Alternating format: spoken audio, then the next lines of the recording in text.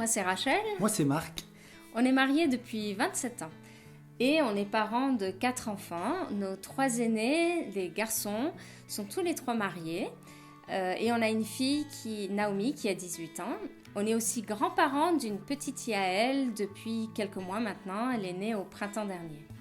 Et c'est une joie pour nous de pouvoir vous partager un peu comment nous avons vécu la famille, ce que Dieu dit sur la famille, la joie de vivre la famille.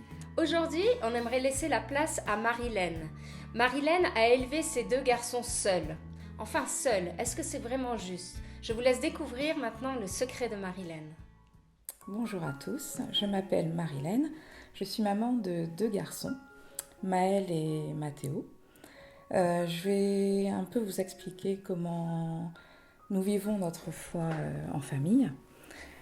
C'est assez difficile à expliquer parce que pour moi ça ne se limite pas à aller uniquement le dimanche matin au culte, ni à lire sa Bible ou prier.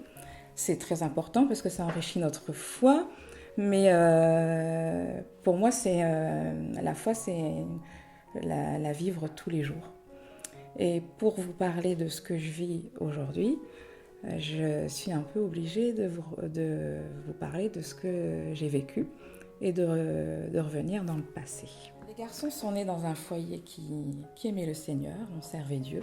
Un jour, donc mon mari, pasteur, a décidé de faire des choix qui ont eu des conséquences énormes pour nous. Il nous a laissés pour vivre sa vie. Donc, à ce moment-là, je me suis retrouvée toute seule avec mes 2 garçons.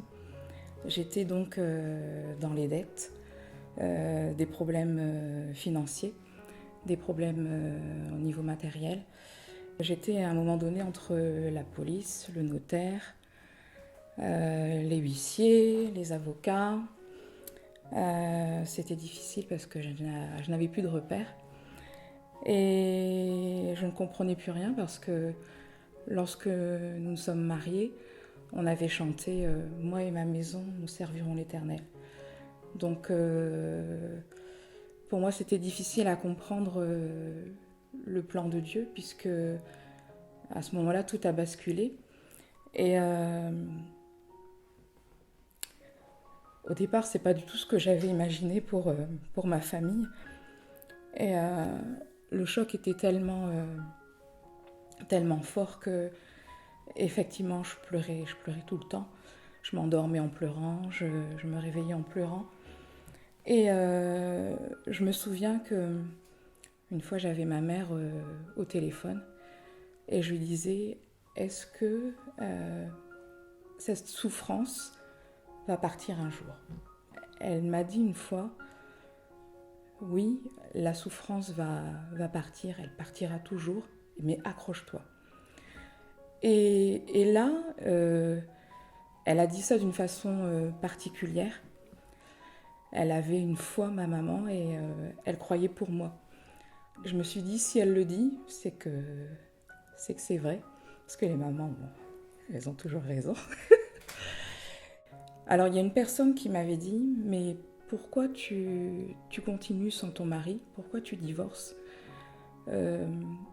Parce qu'en divorçant, tes enfants vont devenir délinquants. Cette personne m'a dit ça m'a blessée. Et c'est quand même resté dans un coin de ma tête et j'avais peur. J'avais peur justement qu'il devienne... qu'il tourne mal et j'étais à une réunion à Douai. J'écoutais pas toute la prédication, mais à un moment donné, il a dit parfois les gens nous mettent des croix sur nous et de croire plutôt au plan de Dieu et de croire que c'est possible. Et à un moment donné, il dit et surtout, il y a des gens aussi qui se mettent des croix à eux-mêmes.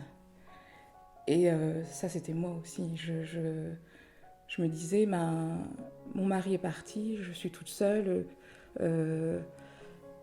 tout est terminé, je n'y crois plus, et même le service de Dieu, je pensais que c'était plus pour moi.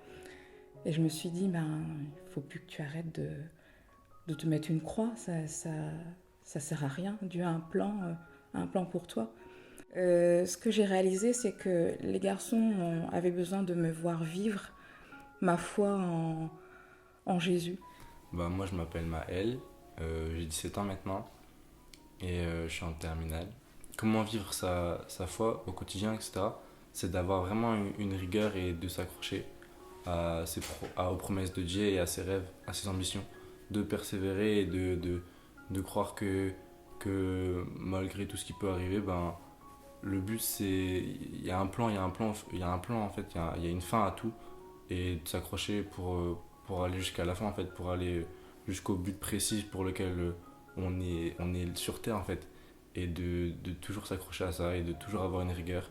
Le matin quand on se lève, faut avoir une rigueur, faut avoir une sorte de checklist à faire. On prend sa douche, on loue pendant sa douche, quand on va manger le petit déjeuner, je sais pas, on lit un petit chapitre de la Bible, et le matin quand on part sur la route ou quoi, on chante des chants encore. Faut toujours avoir ce quotidien là, et tant qu'on a une rigueur, je trouve que tant que la rigueur elle est là, et on reste proche de Dieu, et tant qu'on reste proche de Dieu, tant qu'on reste dans des temps d'intimité avec Dieu, ça fonctionne en fait, ça roule en fait, tout marche, et c'est comme ça que je fais au quotidien, quoi. Je m'appelle Mathéo, je suis le plus petit de la famille. Ici dans la maison, on loue le Seigneur en faisant de la musique. On chante tout le temps et même on danse. Malgré ma souffrance, je continuais à voir la main de Dieu sur ma famille. Alors ce qu'on faisait, c'est que je mettais de la musique tout le temps dans la maison. Je me souviens que Mathéo, avant de dormir, il avait besoin d'écouter la musique. Donc on mettait Hillsong Kids en boucle et il s'endormait rassuré. Et je sais que, à cause des choix du papa, on était troublés quand même dans la maison. Maël et Mathéo faisaient beaucoup de cauchemars. L'ennemi ne nous laissait pas tranquilles dans la maison, et il fallait que je continue à rester en connexion avec Jésus. Je me souviens également d'une nuit, alors que je n'étais pas bien, et je me suis mise à jouer du piano. Et là, j'ai chanté d'une manière particulière. Et je sais que le lendemain matin, Mathéo s'est réveillé et dit « Maman, j'ai bien dormi. J'ai pas fait de cauchemar. » Et moi, ça m'a fait du bien parce que je savais que Dieu m'avait visité cette nuit, et que en me visitant, il avait béni aussi mon garçon. Instant après instant, la présence de Dieu changeait l'atmosphère de ma maison. Et à côté de ça, j'étais très soutenue par ma famille qui m'aidait. Le plus dur, ça a été finalement d'accepter l'aide. Et heureusement qu'ils étaient là. Alors pendant tous ces moments, il y avait une parole qui ne me quittait pas. C'était ne laisse pas l'ennemi te voler ce que je t'ai donné.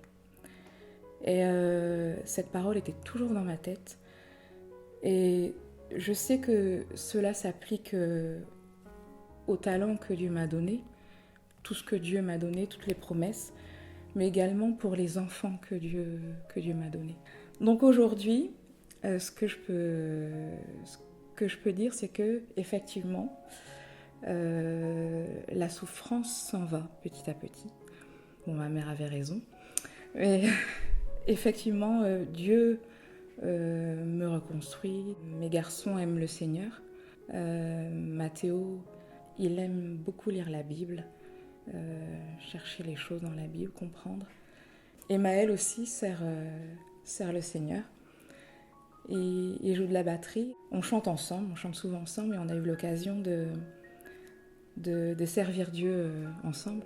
Ce qui est plus important, c'est qu'il nous voit, il nous regarde tous les jours, il nous regarde à chaque instant, et c'est important qu'il nous voit vivre notre foi avec joie. Et ça fait toute la différence. Peut-être que vous vous posez des questions, que vous doutez sur l'avenir de votre vie en famille. Et je peux vous dire que s'il l'a fait pour moi, il le fera pour vous. Il est fidèle, il est puissant et il vous gardera.